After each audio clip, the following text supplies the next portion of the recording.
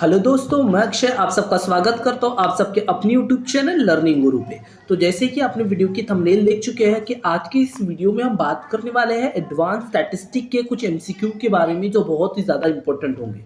और मैं आपको वीडियो चालू करने से पहले एक बात बता दूँ, स्टैटिस्टिक का पेपर आपके लिए थोड़ा हार्ड हो सकता है अगर आप इसे कॉन्सेप्चुअली नहीं पढ़ते हो। तो आपको तो पहली बात फार्मूलेज पता होनी चाहिए, दूसरी चीज़ फार्मूले का यूज़ कैसे करते हैं ये भी पता होना चाहिए। अगर ये बात आपको सीखना है, आपको नहीं पता फार्मूलेज कौन से है, कोई टेंशन नहीं है, मैं आपको बता दूंगा फार्मूलेज कौन से है और फार्मूला का यूज कैसे करना है, ये भी बातें मैं आपको इस वीडियो में बताने वाला हूँ। तो आपको वरीड होने की जरूरत नहीं है। सो ज़्यादा टाइम नहीं लेता मैं आपका, सीधा सीधा हम कुछ इंपॉर्टेंट फॉर्मूले में आपको नोट डाउन करवाऊंगा, उसका आप नोट डाउन करना। देखिए, इस वीडियो को आप देखते साथ साथ लिखना भी, सॉल्व भी करके देखना, क्योंकि प्रैक्टिकल सब्जेक्ट है, मैंने पहले बता दिया, ये थोड़ा आपको पेपर में परेशान कर सकता है। तो परेशानी ना हो इसलिए मैं जो बोल रहा हूँ उस बात को क्या कीजिए, आप फॉलो कीजिए। डेफिनेटली आपका ये भी पेपर क्या हो जाएगा, अच्छा जाएगा, जैसे आज तक के आपके सभी पेपर्स गए होंगे, उम्मीद करता हूँ। सो देखिए, सबसे पहले मैंने कुछ फॉर्मूला लिस्ट आपके लिए बना के रखी है। सो मैं इसको प्ले कर देता हूँ अपनी स्लाइड फ्लो के जरिए। तो यहाँ ये आपको दिखेंगे, ये आपको मिल जाएगा, या फिर आप इसके स्क्रीनशॉट अपने पास क्या कर सकते हो, लिख के रख सकते हो। तो पहला फार्मूला जो है हमारा वो है प्रोबेबल एरर का। क्वेश्चन इससे आएगा, 1 2 3 4 क्वेश्चन आ सकते हैं। जो इंपॉर्टेंट है वो मैं बता रहा हूँ आपको, ठीक है, और समझाता हूँ ये क्या होता है। प्रोबेबल एरर मतलब जिसे हम शॉर्ट में पी बुलाते हैं।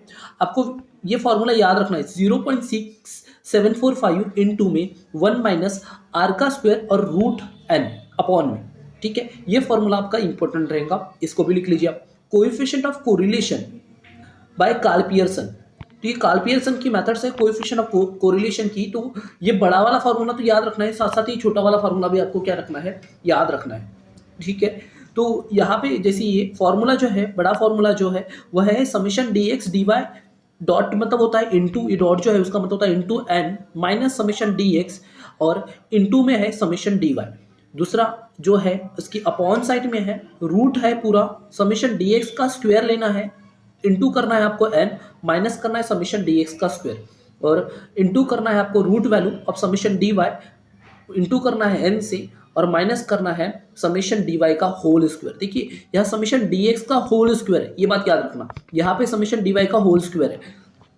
कुछ बच्चे क्या करते हैं, जो डी वाई स्क्वायर आता है वही वैल्यू यहाँ डाल देते हैं, तो ये ऐसा गलत करते हो। देखो, मैं आपको फॉर्मूला इसलिए बताता हूँ क्योंकि आप जो गलतियाँ कर सकते हो पेपर में वो ना करो, ठीक है, जो चांसेस बनते हैं। अदरवाइज तो फॉर्मूला आपके पास भी, मुझे समझाने की जरूरत नहीं है, ऐसा कोई भी कभी भी फॉर्मूला नहीं समझाता, लेकिन मेरा काम है कि मैं आपको सभी चीज़ें एडवांस लेवल पे कराऊँ। तो मैं आपको फॉर्मूला प्लस एमसीक्यू दोनों कराने वाला हूँ, तो कहीं जाने की जरूरत नहीं है। वीडियो बड़ा बनेगा, पर इस वीडियो को देखने के बाद आपके पूरे डाउट्स क्या हो जाएंगे, क्लियर हो जाएंगे, आपको कोई और वीडियो देखने की जरूरत नहीं पड़ेगी। दूसरा चीज़, आर का जो फॉर्मूला है वो है आपका, यहाँ पे गलत लिखा है summation d x d y, ठीक है, अपॉन क्या करेंगे, एन करेंगे अपन, और यहाँ पे ये जो है इंटू करेंगे, ये जो डेल्टा एक्स मतलब स्टैंडर्ड डिवीजन ऑफ एक्स, और इंटू करेंगे स्टैंडर्ड डिवीजन ऑफ वाई। ये फॉर्मूला आपके थोड़ा इंपॉर्टेंट, क्या बहुत ही इंपॉर्टेंट बनने वाला है, ठीक है। तो याद रखना, हम इस तरीके से भी क्या कर सकते हैं, इसका कैलकुलेशन कर सकते हैं। समेशन हम लेंगे d x d y, into में करेंगे standard division of x into standard division of y. इसको आप ऐसे लिखोगे तो बेटर हो, जो मैंने यहाँ लिखा हो, ना कि ऐसा लिखना, ठीक है। तो आप इस बात को अपने साथ लिखते भी चलिए।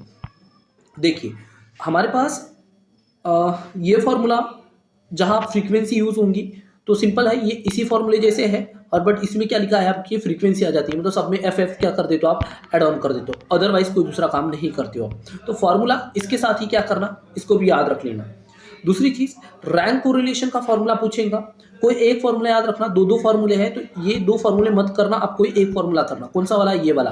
तो रैंक कोरिलेशन का फॉर्मूला क्या याद रखना, आर 1 माइनस क्या करोगे आप, सी 6 समेशन डी स्क्वायर अपॉन में एन का पावर 2 माइनस 1, ये वाला फॉर्मूला क्या करोगे, यूज करोगे।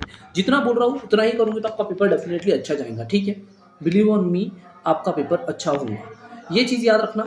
दूसरी चीज़, ये जो रिपीटेड रैंक वाला फॉर्मूला है इसको नहीं पढ़ना, कोई ज़रूरत नहीं, इतना बड़ा क्वेश्चन भी कभी नहीं देंगे आपको। बस याद रखना, जो रिपीटेड नंबर होता है उसको एम बुलाते हैं, क्या बुलाते हैं, एम बुलाते हैं। इससे क्वेश्चन बन सकता है, रिपीटेड नंबर को हम डिनोट जिससे करते हैं, जो एम ऐसे कर रहे हैं ना, M1 M2 M3, तो रिपीटेड नंबर क्या होता है हमारा, एम से डिनोट होता है, ये बात याद रख लेना। चलिए दूसरी चीज यहाँ पे, अगर आपको रिग्रेशन इक्वेशन पूछता है, और डेफिनेटली पूछेगा ही पूछेगा, तो आपको कौन सा फॉर्मूला याद रखना है? तो सबसे पहले आपको तो रिग्रेशन इक्वेशन का सभी के सभी फॉर्मूलेस को याद रख के चलना ही है। रिग्रेशन इक्वेशन बनाने को बोलेंगे तो क्या याद यूज होगा? तो ये पूरा पूरा फॉर्मूला याद रखना है, और ये वाला भी फॉर्मूला याद रखना। ये स्टैंडर्ड डिवीजन के साथ है, और ये जो है वो बी वाई एक्स के साथ है। ठीक है, बात कुछ और नहीं, बात वही है। जैसे अब यहाँ समझ जाओगे थोड़ी देर में, जब ये जो बी वाई एक्स होता है ना, इस बी वाई एक्स को हम ऐसे भी लिख सकते हैं, r standard division of x upon standard division of y. यही तो चीज़ देखिए, यही बी एक्स वाई कहा आया है, यहाँ है। और ये बी वाई एक्स देखिए, बी वाई एक्स को हम क्या लिख सकते हैं? R standard division of y और स्टैंडर्ड डिवीजन ऑफ एक्स। देखिए यही चीज़ कहाँ आई है, यहाँ आई है। बाकी पूरी चीज़ें क्या है, सेम है। वाई माइनस वाई बार, वाई माइनस वाई बार, एक्स माइनस एक्स बार, एक्स माइनस एक्स बार। तो यही चीज़ आपको समझना है। क्वेश्चन यहाँ से बनेगा, ये क्वेश्चन बहुत बार पूछेंगे आपको। ठीक है, जो मैंने एमसीक्यू लिया हूँ उसमें ये क्वेश्चन मैंने लाया हूँ कि बी एक्स वाई और बी वाई एक्स मतलब रिग्रेशन इक्वेशन कैसे बनते हैं, इससे क्वेश्चन पूछेगा। तो ये आपके लिए वेरी वेरी इंपॉर्टेंट क्या रहेंगे, फॉर्मूले रहेंगे। और ये जो साइन दिख रहा है ना आपको, डेटा का स्टैंडर्ड डिवीजन है। ये जो ऐसा साइन बनता है, ये स्टैंडर्ड डिवीजन का साइन होता है। आपको स्टैटिस्टिक में एक और बात याद रखनी है, आपको साइन, वर्ड्स, इन सब का मीनिंग भी पता होना चाहिए कि किस वर्ड का मीनिंग क्या होता है। तो ये पूरी कहानी हो गई है। जितना मैं बोल रहा हूँ उसको आप फॉलो करिए और लिखते रहिए। तो हमने ये कर लिए यहाँ पे। दूसरी चीज़, अगर आप ये फॉर्मूले लर्न करना चाहो तो कर सकते हो। ये जो फॉर्मूले है बी वाई एक्स के, ये तो आप इसको लर्न कर सकते हो, बट यहाँ से कोई एक आधा कर लेना, ज़्यादा से ज़्यादा मत करना। पहले ये दो तो इंपॉर्टेंट हो गए, इनको तो करना ही है। उसके बाद आप ये वाला फॉर्मूला कर लो और ये वाला फॉर्मूला कर लो। ठीक है, बाकी अगर आप इनको नहीं करते हो तो चल जाएगा, कोई दिक्कत वाली बात नहीं है, छोड़ दो इनको, कोई प्रॉब्लम नहीं देंगे आपको ये।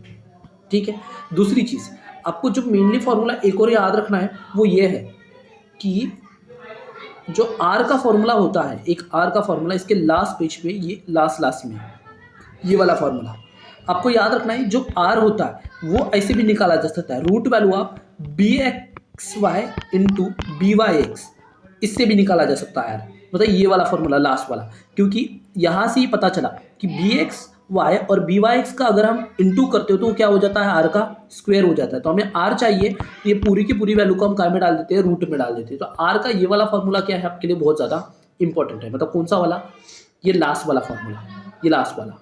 जितना बोल रहा हूँ देखिए, जो मैं बता रहा हूँ ये प्रोबेबिलिटी है।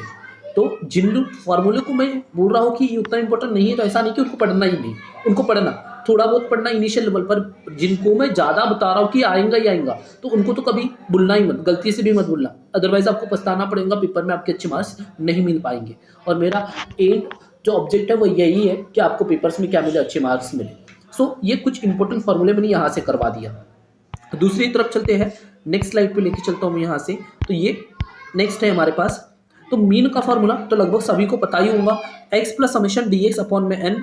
ये एक्स सीरीज का मीन है, और ये वाई सीरीज का मीन के लिए y plus summation d y होना चाहिए एक्चुअली। ठीक है, यहाँ पे d y summation d y, ये याद रखना। ठीक है, ये डी वाई होना चाहिए और अपॉन में एन, ये चीज़ याद रखना। अब ये जो कुछ इंडेक्स नंबर के फॉर्मूले हैं यूनिट नंबर 3 के, वो थोड़े इंपॉर्टेंट होते हैं। इनके याद करने के लिए पहले तो एक बात याद रखना, जो 0 होता है वो हमारा बेस ईयर होता है। क्या होता है वो, बेस ईयर। और जो 1 के साथ डिनोट होता है वो हमारा होता है करंट ईयर। क्या होता है, करंट ईयर। ये बात कभी मत भूलना। P स्टैंड करता है प्राइस के लिए और Q स्टैंड करता है क्वांटिटी के लिए। तो अगर मैंने बोला P0 तो इसका मतलब हुआ बेस ईयर प्राइस। अगर मैंने बोला P1 तो ये हो गया करंट ईयर प्राइस। अगर मैंने बोला Q0 तो क्वांटिटी ऑफ बेस ईयर। अगर मैंने बोला Q1 मतलब क्वांटिटी ऑफ करंट ईयर। ये बात आपको याद रखना है। अब ये हमारे पास आप बोलोगे 5 फॉर्मूले, इनको कैसे याद करें? तो मैं आपको एक सिंपल बात बताता हूँ, कुछ नंबरों को याद रखना है आपको। जो पाश्चे का फॉर्मूला है आपने याद रखना है 0 और 10। क्या याद रखना है, 10 00, क्या याद रखना, 1000। तो ये कैसे होता है वो बता रहा हूँ, 2 मिनट रुक जाओ। इलास्ट पियर्सन के लिए एक्चुअली, हाँ, पाश्चे के लिए क्या याद रखना है आपको, 1101। क्या याद रखना, 1101। ये 2 फॉर्मूले अगर आपको लर्न हो गए तो आपका काम हो गया, समझ के चलो। देखो कैसे बनता है। ये आपको याद है कि हम पहले प्राइस लेते हैं, बाद में क्वांटिटी लेते हैं। तो यहाँ पे प्राइस लिख लो, क्वांटिटी लिख लो। देखो हो गया, ये बन गया P1 01 P0Q0 इंटू में 100, मतलब क्या यूज हुआ, 10 ऊपर में 10 नीचे में 00, क्योंकि P और Q तो सेम ही है। ये जो P1 आया है P1Q0, तो ये P और Q तो बदलने वाली नहीं है, ये 1 और 0 बस चेंज हो गया। यहाँ P00 बोला था, तो ये देखो 00, तो बस आपको ऐसे याद रखना है। सेम चीज़ किसके साथ हो गई देख लो, पाश्चे के साथ हो गई। P मैंने बोला था याद रखने के लिए क्या याद रखेंगे, 1101 याद रखेंगे अपन इसके लिए, पाश्चे के लिए। तो इसमें क्या हुआ, P1Q1, और इसमें क्या आ गया आपका P0Q1।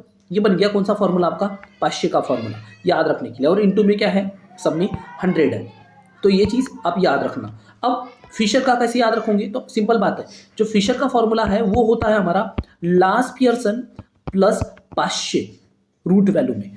तो ये देखो लास्ट पियर्सन में क्या याद रखे थे, 1000, तो ये देखो 1000। पाश्चे में क्या याद रखे थे, 1101, तो ये देखो 1101। इंटू में क्या है, रूट के बाद इंटू में 100। ये क्या फॉर्मूला आ गया आपका, फिशर का फॉर्मूला आ गया। बहुत आसानी से बन जाता है ये का।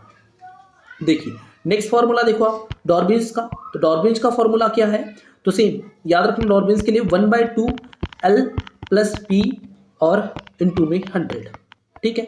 तो आपको पता है 1/2 तो सेम ही रहेगा। ये लास्ट पियर्सन के लिए क्या याद रखे थे अपन ने, 1000, पाश्चे के लिए क्या याद रखे हैं, 1101। तो ये देखो ये आ गया ऊपर में P1Q0 P0Q0, यहाँ पे क्या आ गया आपका P1Q1। एक्चुअली यहाँ गलत लिखा है, ठीक है, यहाँ P1 होना चाहिए, और यहाँ पे क्या आ गया P0Q1, और यहाँ इंटू में क्या आ गया 100 आ गया। तो आप इस तरीके से क्या कर सकते हो, पूरे फॉर्मूले को क्या कर सकते हो, याद कर सकते हो। तो ये कौन सा हो गया, डॉर्बिन्स और बाउले का। तो और लास्ट कौन सा है हमारे पास, ये मार्शल का।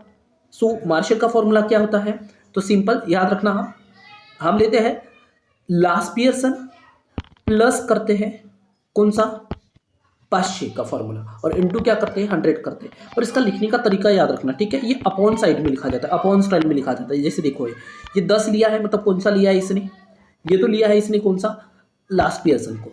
1101 लिया, मतलब किसको लिया है, पाश्चे को। पर इन दोनों का क्या हुआ है, बीच में प्लस हुआ है, न्यूमिनेटर न्यूमिनेटर और डिनोमिनेटर का। तो ये याद रखना, ये प्लस होता है यहाँ पे, ठीक है।